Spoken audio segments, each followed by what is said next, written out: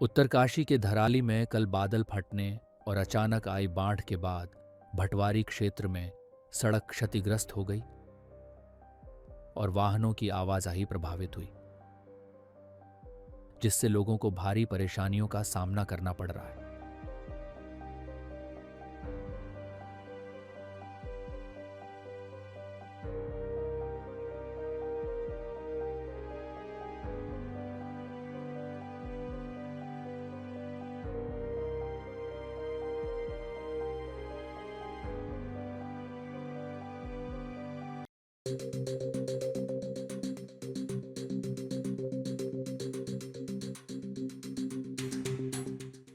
उत्तरकाशी के खीरगाड़ क्षेत्र के धराली गांव में बादल फटने से गांव देखते ही देखते पानी में डूब गया।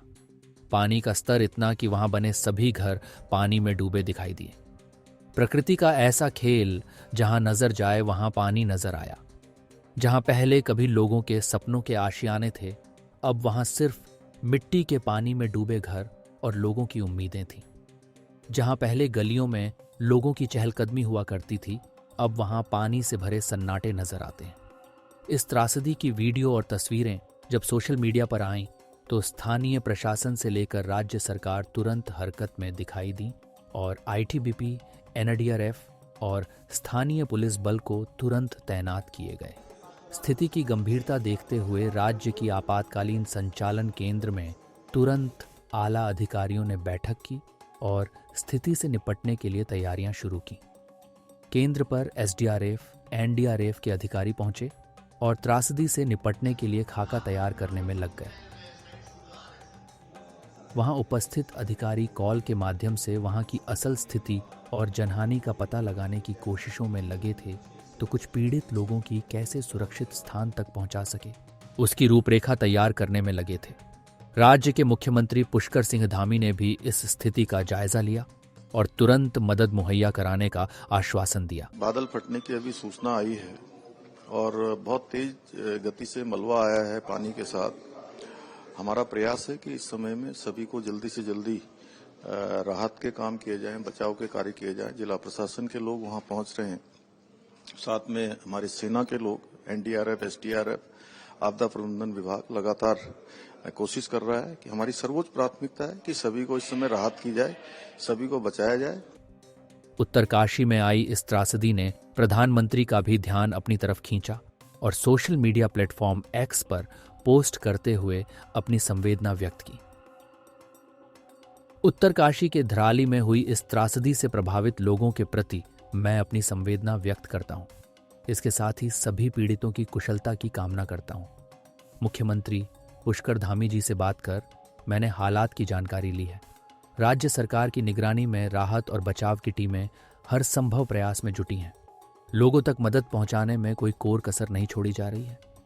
इस त्रासदी पर सिर्फ पीएम मोदी ही नहीं, बल्कि कांग्रेस सांसद और संसद में नेता प्रतिपक्ष राहुल गांधी और केंद्रीय गृह मंत्री अमित शाह ने भी अपनी चिंता और संवेदना व्यक्त की। उन्होंने सोशल मीडिया प्लेटफॉर्म पर पोस्ट करते हुए लिखा, उत्तराखंड के धराली में बादल फटने से आई भारी तबाही के कारण कई लोगों की मौत और कई अन्य के लापता होने की खबर बेहद दुखद और चिंताजनक है। मैं प्रभावित परिवारों के प्रति गहरी संवेदनाएं व्यक्त करता हूं और लापता लोगों के जल्द से जल्द मिलने की आशा करता हूं।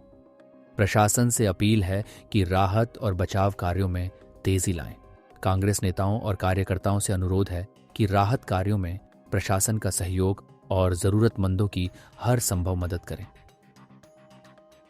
उत्तराखंड के धराली, उत्तरकाशी में फ्लैश फ्लड की घटना को लेकर उत्तराखंड के मुख्यमंत्री से बात कर घटना की जानकारी ली। आईटीबीपी की निकटतम 3 टीमों को वहां भेज दिया गया है। साथ ही एनडीआरएफ की 4 टीमें भी घटनास्थल के लिए रवाना कर दी गई हैं, जो शीघ्र पहुंचकर बचाव कार्य में लगेंगी। वहीं राज्य में आई इस त्रासदी पर भी स्थानीय और केंद्रीय बल भी हरकत में आए हैं और पीड़ित लोगों को सुरक्षित स्थान पर ले जाने की हर संभव कोशिश कर रहे हैं। एनडीआरएफ के डीआईजी मोहसिन शाहिदी ने इस पर अधिक जानकारी दी और एनडीआरएफ की तैयारियों के बारे में बताया। अभी तक क्या लग रहा है कोई टीम पहुंच पाई है हमारी एनडीआरएफ? देखिए, ये जो घटना हुई है तकरीबन 2 बजे हर्षिल गांव में, इसके बाद तुरंत जब सूचना मिली तो एनडीआरएफ की 3 टीमों को मनेरा, बटकोट और बरकोट और देहरादून से रवाना किया गया है और वो रास्ते में हैं, जल्दी पहुंचने वाली हैं। और कितने मेंबर्स हैं पूरी टीम में जो वहां पे रेस्क्यू ऑपरेशन करेंगे, क्योंकि एचएम ने भी ट्वीट कर दिया है कि एनडीआरएफ को बोला जा चुका है पहुंचने के लिए। जी बिल्कुल, हमारी जो एक टीम है उसमें 35 मेंबर्स होते हैं और पूरी तरह से वो सभी सामान के सामग्री के साथ लैस हैं और ये जो ऑपरेशन होगा बेसिकली ये जब क्लाउड बर्स्ट हुआ है उसके बाद जो फ्लैश फ्लड हुआ है उसमें मलबे में दबे होने के लोगों की संभावना होगी, तो उस नज़रिए से टीमों की तैनाती की गई है और सारी सामग्री के साथ वे रवाना किए गए हैं। क्या उम्मीद लग रही, कितने लोग हो सकते हैं, क्योंकि बहुत सारे रिहायशी इलाके थे उसमें जो इसमें फ्लैश फ्लड में आफ्टर क्लाउड बर्स्ट के बाद इंसिडेंट हुआ था? देखिए, इसकी सूचना अभी हमें एसडीएमए के हवाले से स्थानीय प्रशासन से अभी मिली नहीं है, पूरी सूचना अभी जानकारी मुहैया नहीं हुई है। जो इनिशियल रिपोर्ट्स है उसके मुताबिक तकरीबन 40 से 50 घर जो है वो बाधित हुए हैं, बह गए हैं उसमें और 50 से ज़्यादा लोगों ये मिसिंग बताए जा रहे हैं, कुछ डेड बताए जा रहे हैं।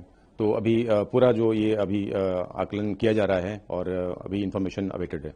वायनाड में भी इस तरह का इंसिडेंट हुआ, क्लाउड बर्स्ट का इंसिडेंट हुआ, तो बहुत बड़ा दुर्घटना था।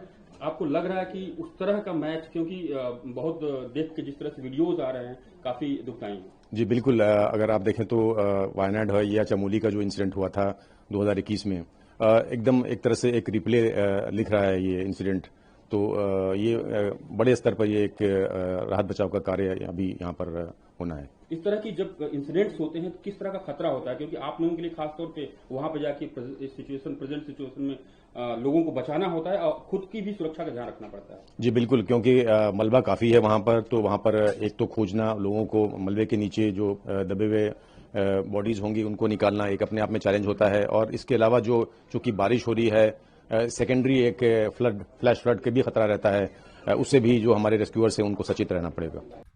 केंद्रीय गृह मंत्री अमित शाह भी इस मामले में अनिल बलूनी, त्रिवेंद्र सिंह रावत और उत्तराखंड के अन्य सांसदों के साथ संसद के मकर द्वार पर इस मामले में मुलाकात की और उनसे भी इस स्थिति के बारे में जानकारी और सुझाव लेते हुए कैमरे में कैद हुए।